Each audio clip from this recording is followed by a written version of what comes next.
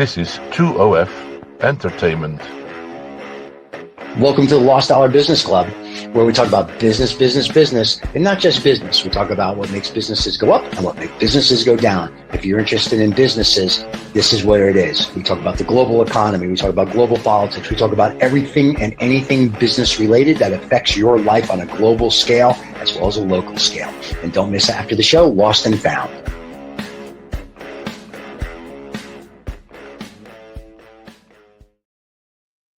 Welcome back to the Lost Dollar Business Club, and it's a sunny day in the UK. Depends on where you're listening to this, and I can really feel that we've just dropped from August to September, and not that the clocks have changed, but the weather has changed. And I look at it as we go back into September, that focus from the summer months where people might have been slacking off, that the focus is now back on work and getting busy again and doing deals and whatever. And when I worked in the city, the market started working back working properly from about September, when the kids had gone back to school and stuff like that. How about you, David? What's going on in your world? Well, yeah, I started off with a t-shirt this morning, and I'm at the top of the house. It got cold. I put a jacket on. So there you go. That's all season, 4 seasons in one day. Just before we get going into, as you know, we've been looking after or trying to support one of our people that have been on the show, and we just want to run their GoFundMe advert, because we're doing that all through the month of September. So let's just do that for the Candle Lady. Hi, everybody. This is Steve from 2OF Entertainment. We have a friend of ours that does candles, and you've seen her be interviewed. Her husband is being overwhelmed with medical bills because he has stage 4 cancer. And since she's part of the 2OF family, she has started a GoFundMe page. And what we'd like to do is say, if you can find it in your heart, if you can give them a few dollars, that would be great to help them with his cancer fight. Please join us in showing them love and the support that the 2OF family likes to show people who have been on the show. And once again, thank you very much. Great So stuff. there you go. As we say, it's also here in Holland. It's also I should say Cancer Week. That sounds awful, but it's Cancer Collection Week as well. So anybody listening in Holland at the moment, please contribute. It's certainly touched my life in many ways, both personally and family. So every little helps. I was just going to say, interesting enough, so next week's guests, all being well, because we know how our schedules, are up and down, is a good friend of mine. He's part of my men's network called Phil Robertson. And interestingly, Phil, not only is he a good businessman, but he's coached more people, I believe, to finish the London Marathon than anyone else in the world. And the important point there is that obviously most of these people are raising money for charities, be it cancer charities, make your own versions of what charities they could be. And it makes you realize how many people are affected by things like cancer and all different types of stuff. And, helping charities in any way you can always be a real benefit. And Phil will be on here next week, not just talking about helping people run marathons, because that doesn't necessarily relate to business, but he's someone that's very much into optimization. So he works with hyperbaric chambers, he works with red light therapy. And my view on that is that all of those things will help a man or woman who's running a business. If you can be optimal in yourself, hopefully you're in a better position to do well in business, because if you look good, feel good, you're energized. So we'll be covering a lot of that next week.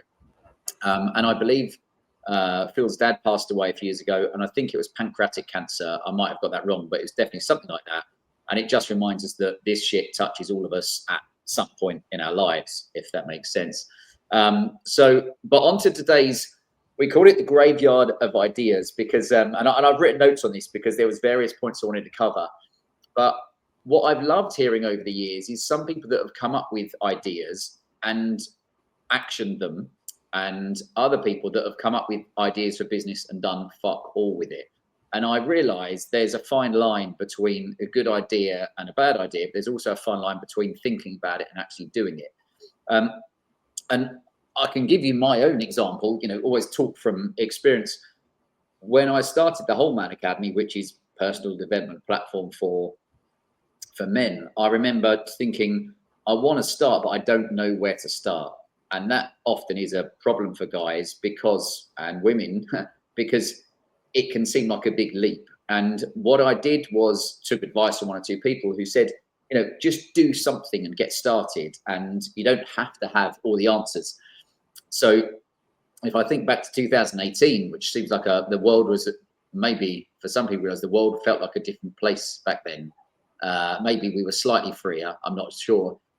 But with my own company, I remember saying, right, let's just do something. And that was run events for men. And I honestly didn't know if anybody was going to come along, but they did. And one event turned into 2 and 3 and 4. And, by the end of 2019, I'd come into, I think, like 12 or 13 events for men.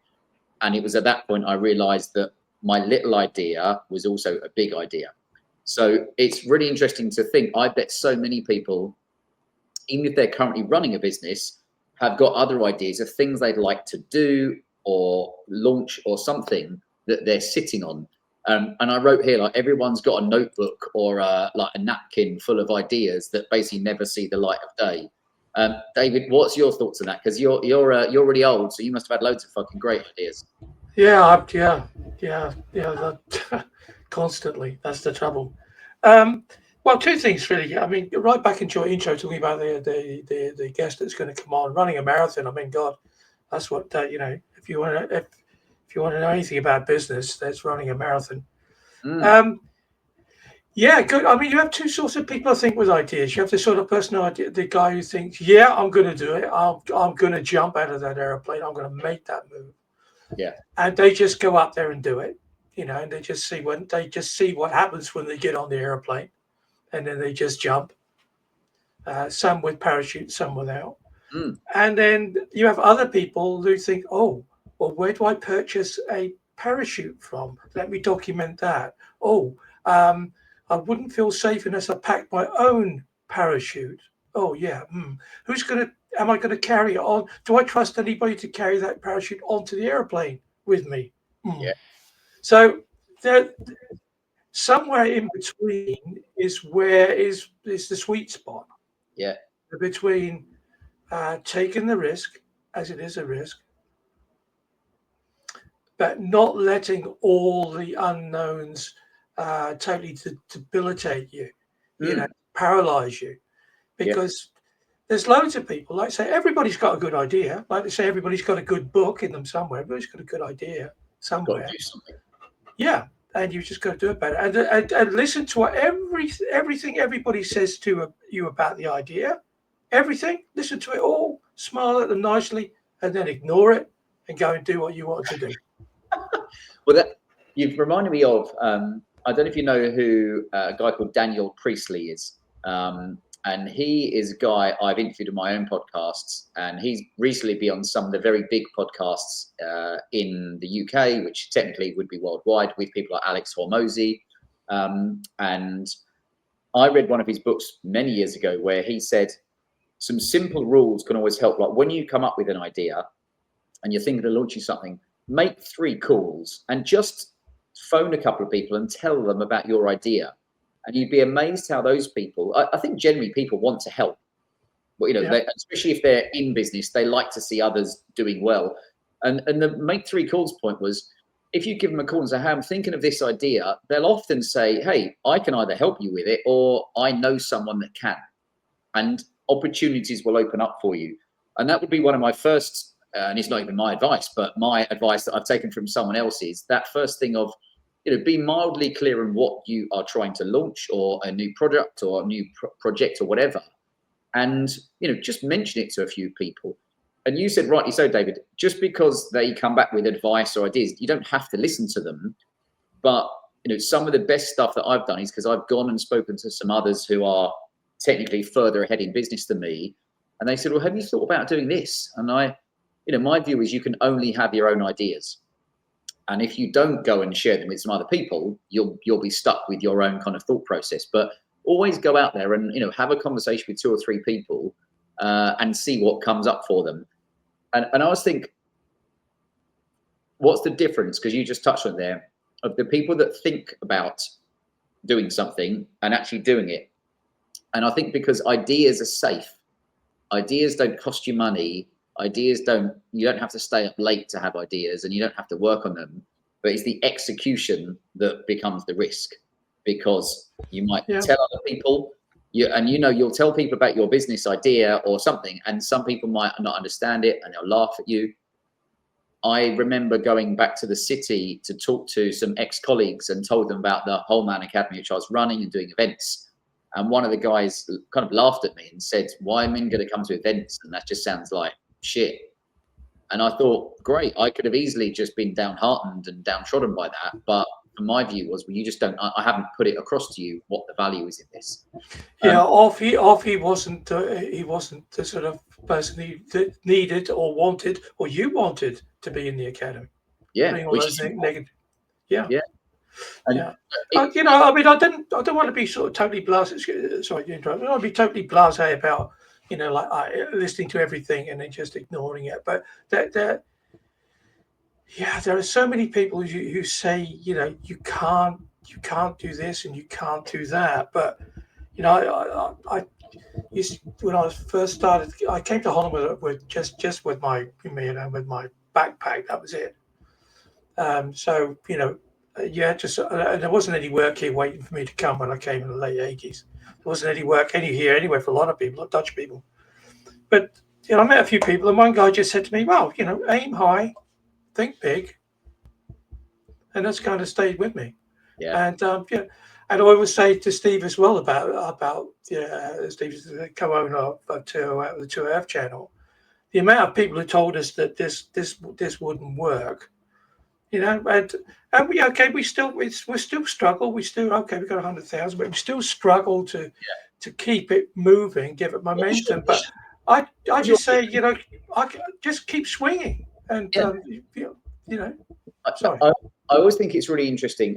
So I'm going to come on to the question of what was your vision for this channel in a minute, because again, it shows how it's grown to something that will be impacting people's lives. But there's two guys who've been helping recently. One has launched, but he's trying to build a faceless YouTube channel with Christian content, which is a great what's the word? There's a huge market for that, and we are very realistic in the fact that we see little milestones as well, like your first 100 subscribers. Let's celebrate it.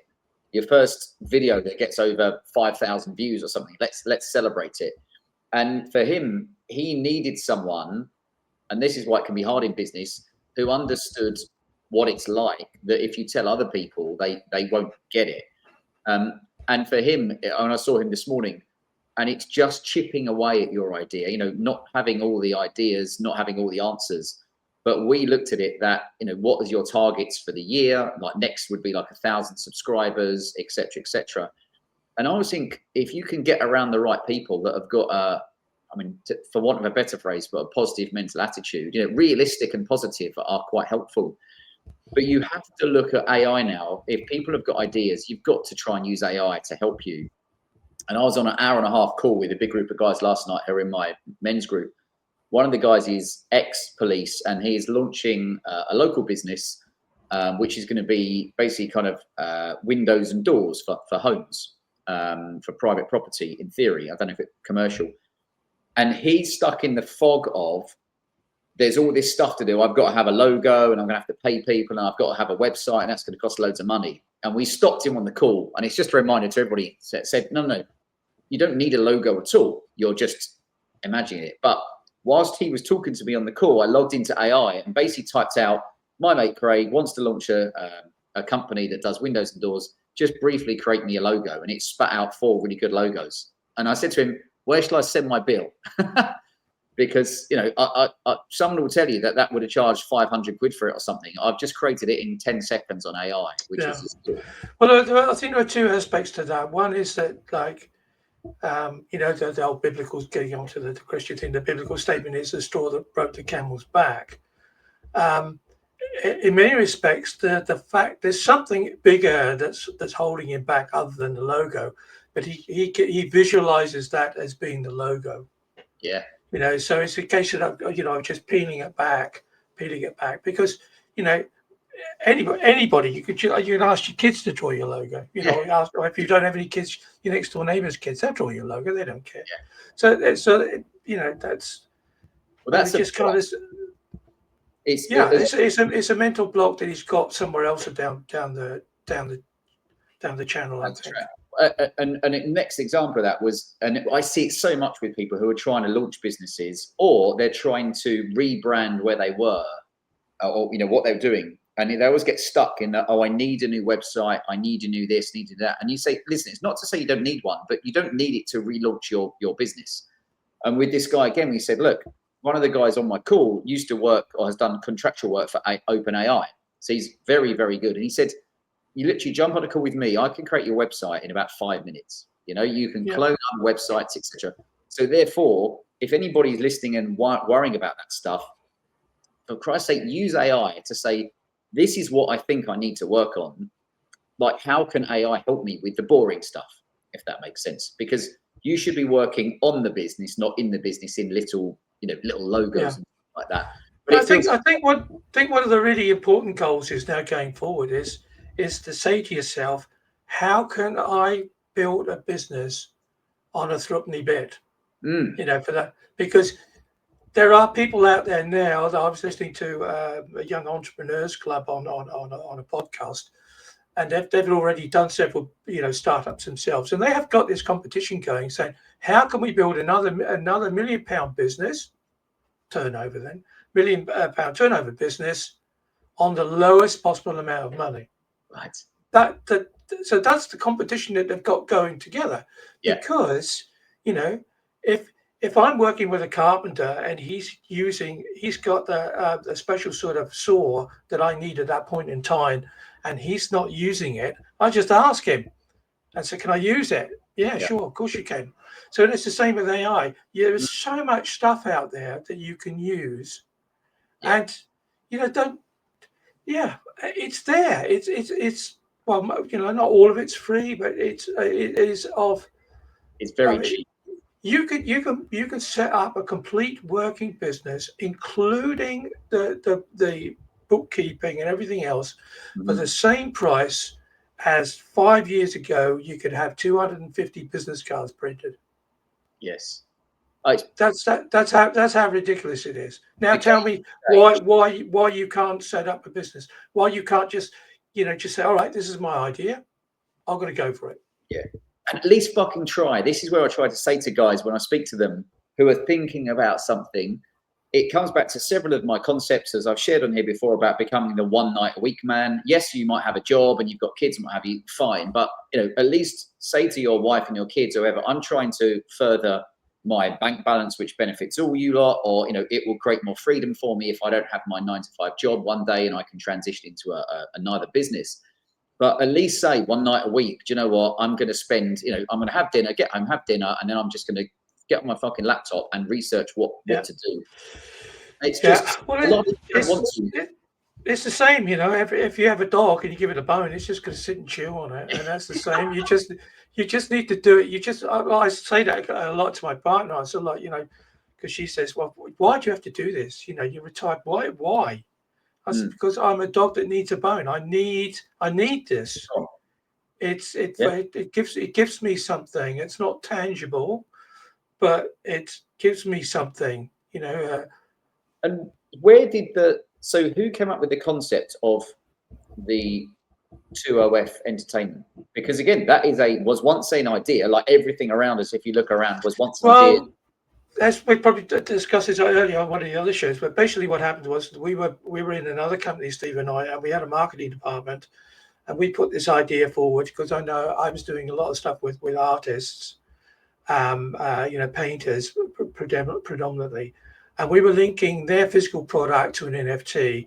And Steve was in this NFT company. He approached me, said, "Oh, can we talk to you about NFTs?" We got talking, so that's great.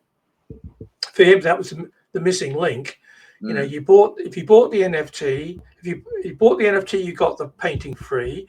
If you bought the painting, you got the NFT free. Depends on which way you looked at it. Yeah. But you had something you could put on your wall and something you could put in your digital wallet. doesn't make a lot of sense in the Western world, but in Asia, huge business. Yeah. So we had this conversation and said, yeah, well, let's get some of these artists on to talk about their artwork. And the discussion was, yeah, well, nobody wants to listen to them. I said, well, we don't know. We haven't tried. And this went on and on and on. And yeah, we're going to do it. We'll look into it. And then they didn't. And they were doing something else. And they were a marketing department. So I rest my case there, counsellor. And so we said, right, well, let's just have a go at it then. So we did it. As I say, we started off as two old white guys. Our first guest we had on was a gentleman of colour who laughed his ass off when he found out the name of the show. He said, that's the show I have to be on. But that got changed because, you know, the wokeness around us decided that wasn't a good thing to do. So we went to two old farts. And then we had some ladies that joined us, and they said, well, yeah, we get a lot of blowback from that as well. You know, farts, come on. Yeah. And we're not old, but you are. Yeah.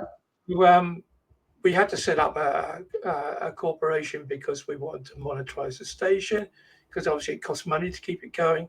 So it came to 2OF Corp.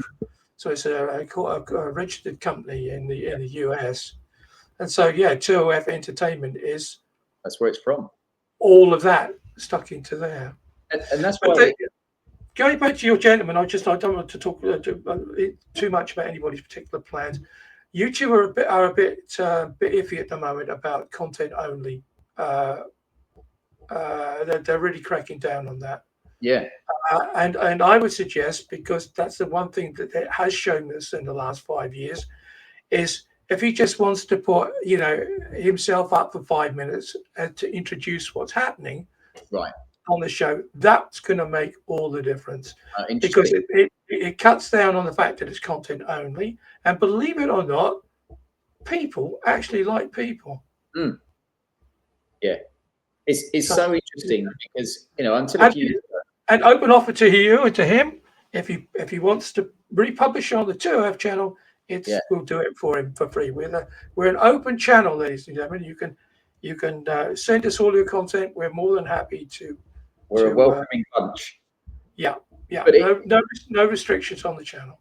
The game has changed. I mean, I know we've talked about AI before, and I don't think we'll ever stop talking about it whilst it's growing, because we have no real concept. Most people have no concept of what AI can do, how powerful it be, how useful it is, how much money it can help you make, how much time it can save you, etc. But for someone like him, you know, I explained that I follow certain faceless YouTube channels that are to do with focus. And, you know, when I'm working, I just have it on in the background. And, you know, those guys will have, I'm assuming it's guys that run it, but they will have, you know, 100, 200, 300,000 subscribers and get thousands and thousands of views. And obviously, I'm not here to say exactly how much they earn from it, but I just remind you that you don't have to build something where you have to have your face all over stuff. You could pay someone else to be on the front of it if you want to. You know, there's ways around it, which I think is. Yeah, but surprisingly enough, that's the argument that we had with the artists as well. That we had like, oh, we just show this art, and this art was done by Anthony, right? And then people will say, well, who the fuck is it? Who's Anthony then? You know. Yeah. But the moment that we had Anthony on in his studio, which looked like a nuclear bomb had hit it, you saw that everybody was interested, and the views went straight up.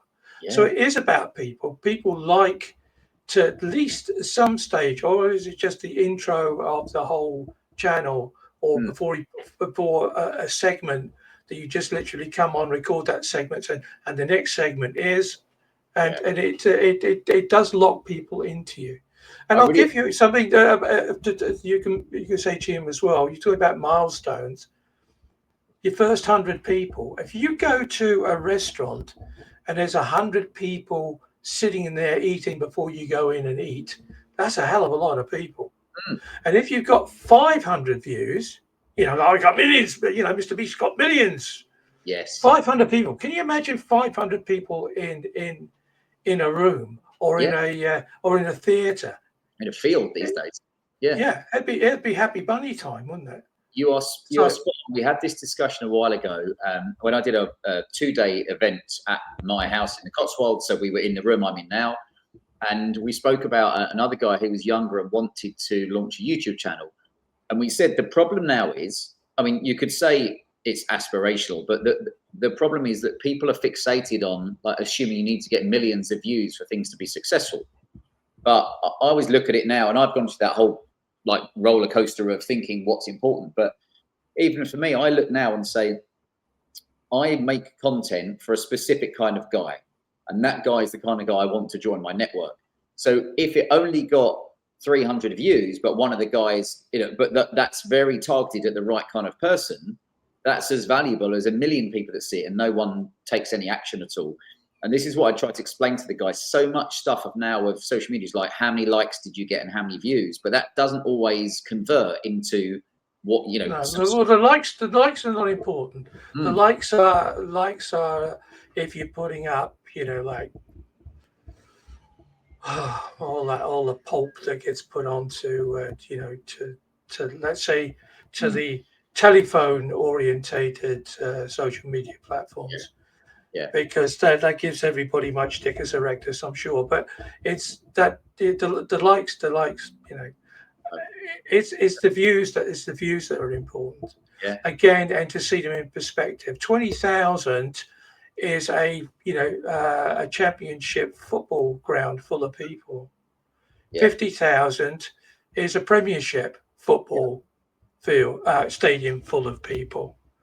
And that's, if you can look at it in and can relate the views to a structure that around where we live in, then the people it's a real comfort. Yes. Because I did something and somebody said, I said, yeah, it bugged me. I spent like day and a half doing it, and I got 300 views. And he said, well, 300 views. He said, have you seen what 300 views, 300 people look like in the theatre? Yeah. And you think, oh yeah. So and I found that really comforting, and that was for me was a click moment, and I thought, okay, well that's fine, and I understand it now. It doesn't. It's really not bugging me so much. I think it's important because in the age of social media now, we can get caught up in that. More must mean better, and what you then find is people suffer from this kind of paralysis of production because they have that fear of like failure or looking stupid, that they don't get loads of social media interaction or what have you. And I look back at that kind of worry about fear of looking stupid is going to be the same for some people that's holding them back by launching their little idea in their business, because some people will never understand what you're trying to do. Even if you're trying to create a local business doing, as a hairdresser or something, you'll always have some people that they're not going to see your vision. But I guarantee at one point they'll end up asking you for advice when you're a couple of years in and you'll have fucked up, made loads of mistakes, and you'll have learned so much from all this stuff. But you have to ask people as well, what sort of skin do you have? Are you a butterfly or a rhinoceros? And again, to help people try. Well, what do you mean by that? So, well, if every tiny touch bruises you and could kill you, then don't start. Yeah. I mean, it's the same when I was running telesales teams. I used to say to them, good morning and welcome to the boxing ring, because you are going to be battered today, absolutely battered. Yeah. But your victory comes by that appointment or whatever it was we were trying to promote, whatever. But you can't knock everybody out in the first round. Sometimes you got to go in there for 12 rounds. Yeah. And sometimes nothing happens, and you have to wait for the referee, in this case, then, that out of the blue, someone will call you back. So, and that's why, in a way, the title of the show was The Ideas That Could Have Changed Everything, and the graveyard of ideas. I know some people that have had some really, I think, good ideas, but they've never done anything with it. And then I've got some people, again, it's guys that I've worked with who have had an idea, and I've kicked their ass and pushed them, and that idea has come to light. And we've got guys now that have written books. There's 3 guys in my membership that have all written books. One is for stressed frontline workers in emergency services, so it's very niche. Another guy's written about an old story of Spitfires from World War II or I, I can't remember.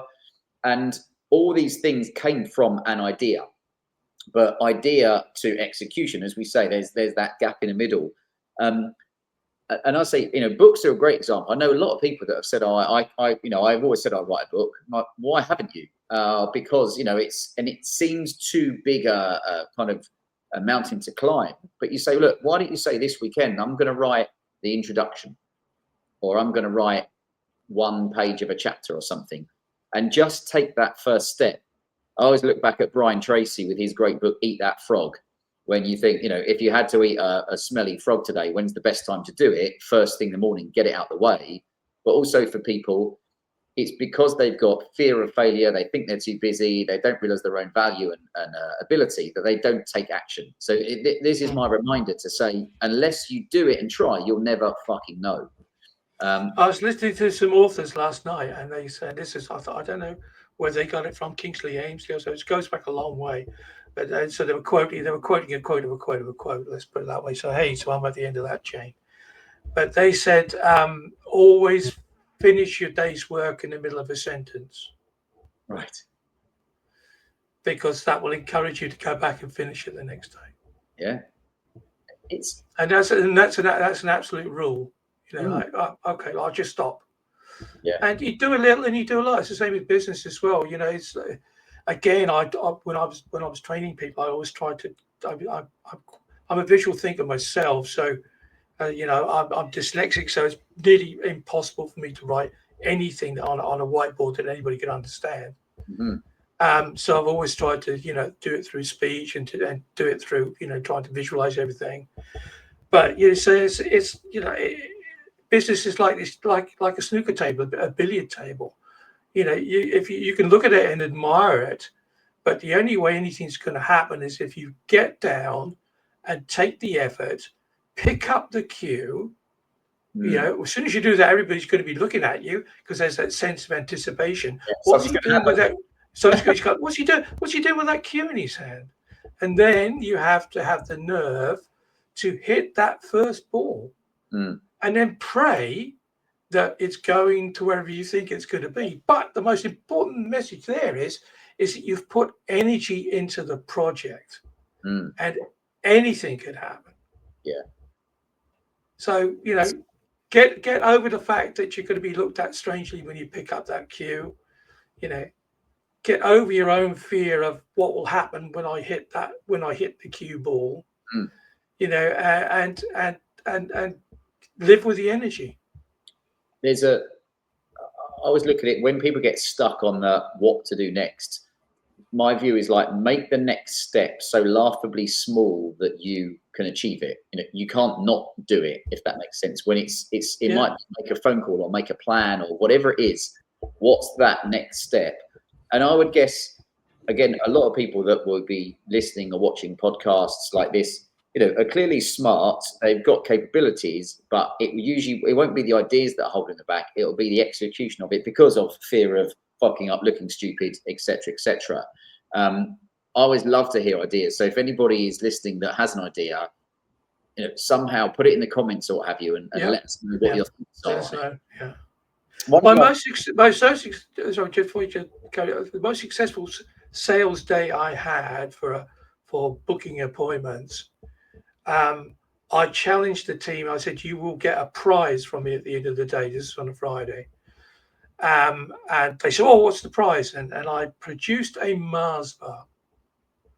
And I put that up on a shelf in the office. Mm-hmm. I said, and that's what you're gonna win today. And my God, they all went for it. Small thing.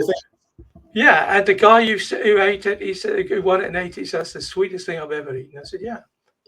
So because if I'd have said like, you win the Rolex or you win, a weekend away, or I don't want a weekend away, just split up with my wife, or I'll give you a Porsche. Can't afford to run it, but a Mars bar, talking about that little step. You don't need big prizes to push people forward. It's so like, you want that? Hey, you want that Mars bar?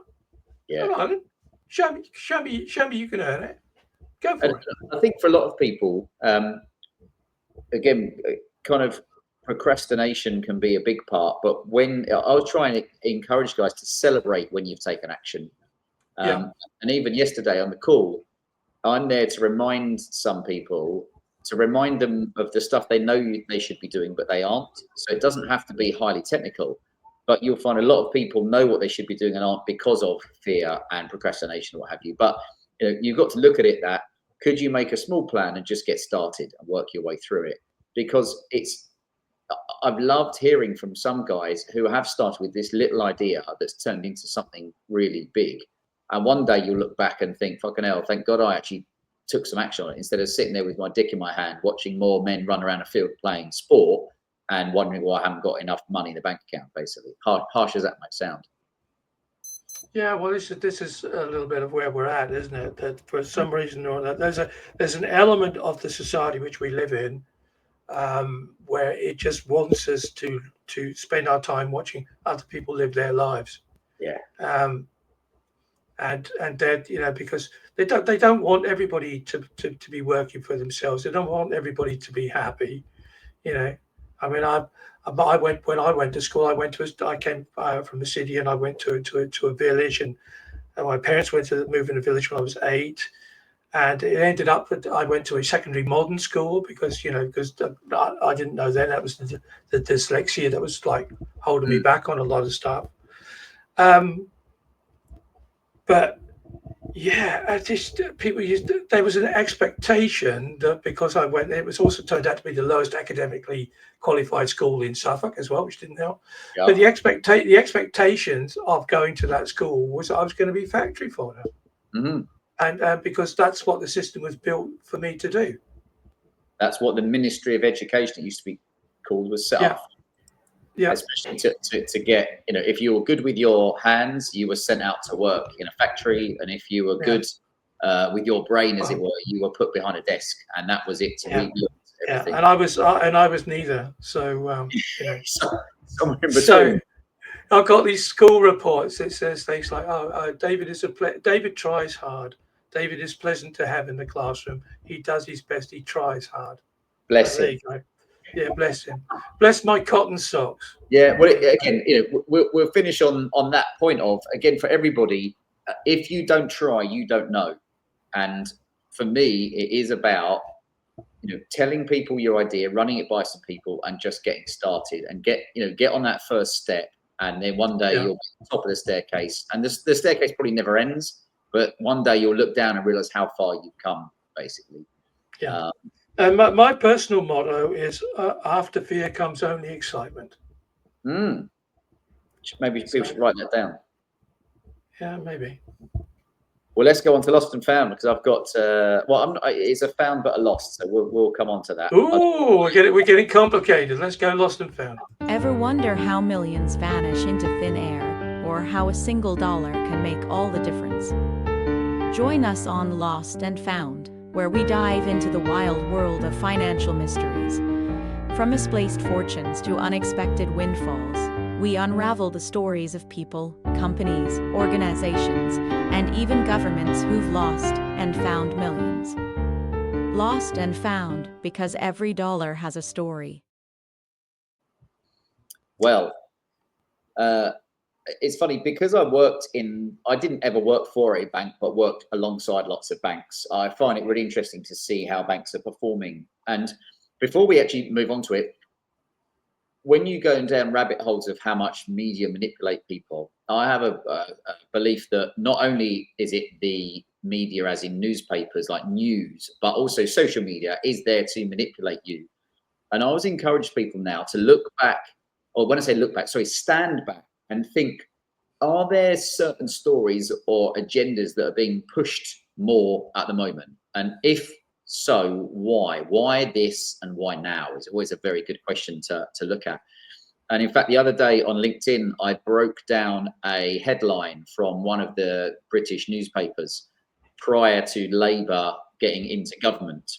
And I broke down the psychology of what I believe is the manipulation of the mind by the way they'd put certain words in, and the colours and the size and the surroundings. So it's always a reminder to be alert about stuff. But at the moment, I've noticed a few more channels that are pushing the economy is about to collapse narrative. Now, I do believe the economy is going to collapse at some point, so this isn't me saying they're talking rubbish. But I always find it very interesting when several of them all are saying it at the same time. Is that because they know something we don't? Is it that they're being told to say it because it puts in our mind the economy is about to collapse and everybody gets in a fearful state? So yeah, keep your eyes peeled. I mean, we're recording this at early September, so who knows where things go from here. But the banking sector itself, I believe, is is teetering on red anyway. So we shall see what it brings. But David, if you can bring up my lost and found, we'll jump into that.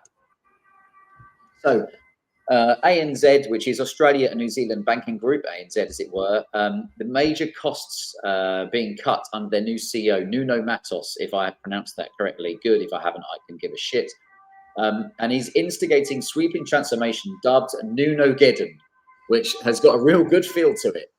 Which could, and I always think this is important, when they always start with the words could or might, could result in up to 5,000 job cuts as part of an effort to streamline operations and restore profitability. So my question there would be, is that a lost dollar because you're cutting jobs? I would say it's a found dollar because in theory, if you cut 5,000 jobs, you're going to save a shitload of money. So I'm going to need a ka-ching from David here. But yeah. Well, I'd just like to say that the fact that they've given it a name as well also helps because now it's not so dangerous. We can talk about it because it has a name. They've named it. Yeah, they've named it. So anything that has a name, once the beast has a name, it changes. So now the NunoGeddon, whatever it is not so nasty perhaps as we thought it was, but definitely for the bank it's a big ka-ching. Yeah. And if you work for ANZ, you better start looking around and get your CV in. Yeah. You better sort of stick your head between your legs and not someone else's. Yeah.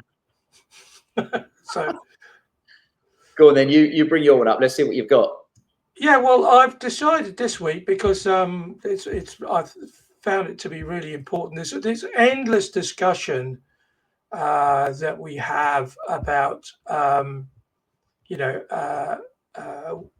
migrant workers.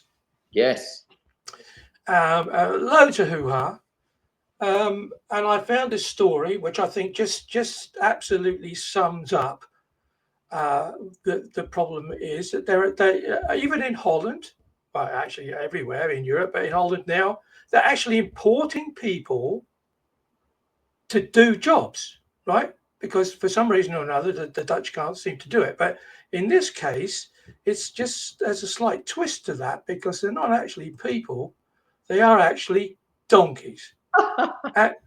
And what they're doing is that they have these particular weed, which is growing all around the very important structural pipes on the port of Amsterdam. Yeah. And so they've now imported 3 donkeys from Spain. Shocking. Yep. And they're on a year's trial, so they've got an asylum seekers some sort of they're on a year's contract, year's contract, and we just have to see whether or not the people working in the port who were removing all the weeds before get their job back in a year's time, or will it still be taken over by 3 Spanish donkeys? I think that's shocking. I truly do. It's just a reminder now that people think that AIs can take their jobs, but it's going to be a lot more embarrassing when donkeys take your fucking jobs. All right, you're going to go home to your wife and say, "Oh, darling, why am I home early? I've lost my job." They're like, "Oh shit, so AI got you?" As it go, no, just a couple of donkeys. Yeah, a couple of donkeys, but worse than that, Anthony, from Spain. So that the migrant workers, mate. I tell you, there's a problem here. If they were in this country, they would have someone would. Have given him a mobile phone, and I wonder if those donkeys came over on a boat. That's the question. How were they? How did they go? Did they come over here illegally, or did they get shipped over? Well, it's a port, you see, so they could have been smuggled into the port of Rotterdam. But so there you are. You're having this meeting with all your bods. Yeah. In the weed removal department of Amsterdam Rotterdam Port, sorry, which is huge. It's as big as any city here.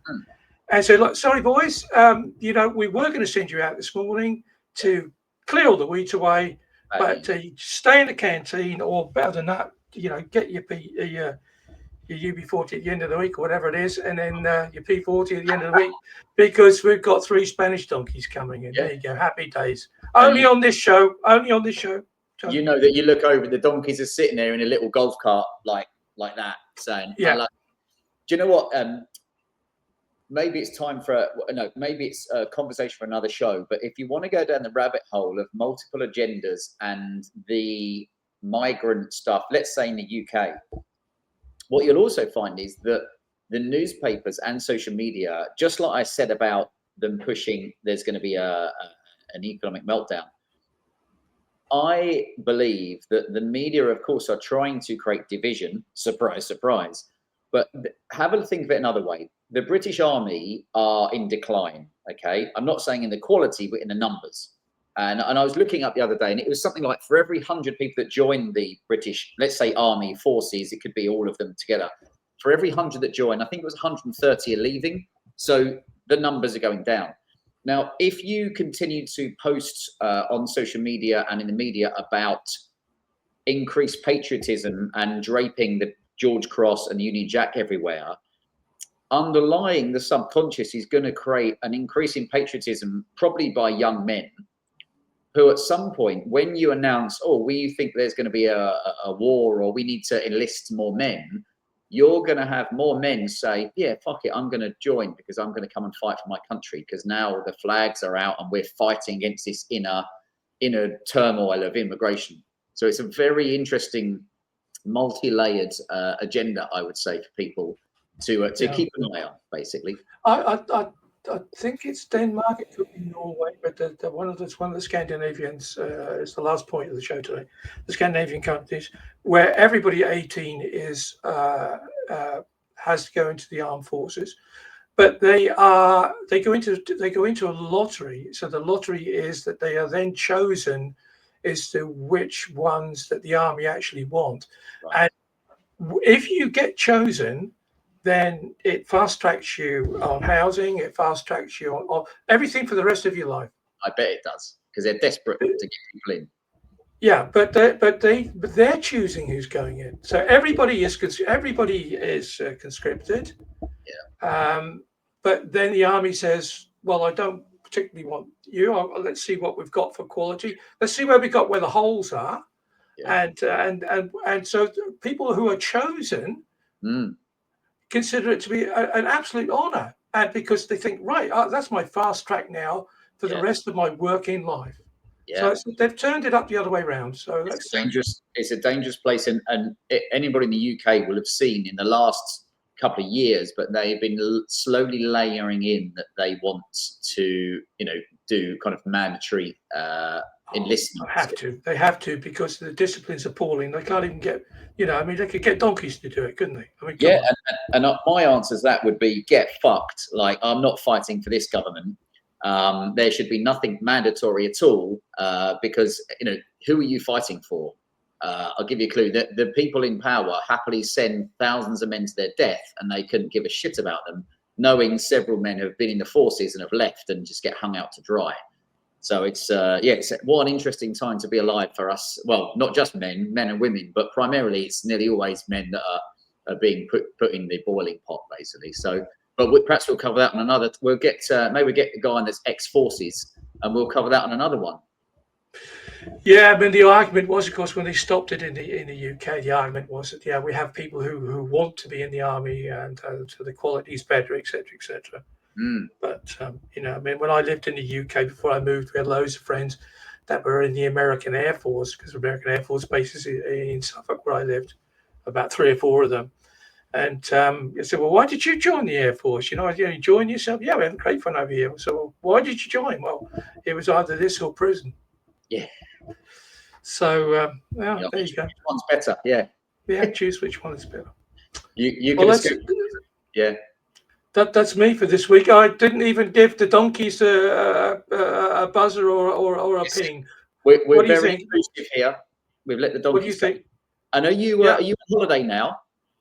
Yes. So this will be. Yeah. So next week I'll be back in theory with talking optimization of self to optimize your business with Phil Robertson and maybe another guest as well. David will be sunning himself. He'll be doing sunning himself on the beach with his budgie smugglers on. And yeah, remember to like, subscribe, and leave a comment if you need to, basically. And David, any last? Yeah. Well, I'm shocked that you've seen my holiday photos, but there you go. Till the next time. Thanks, guys. Bye-bye.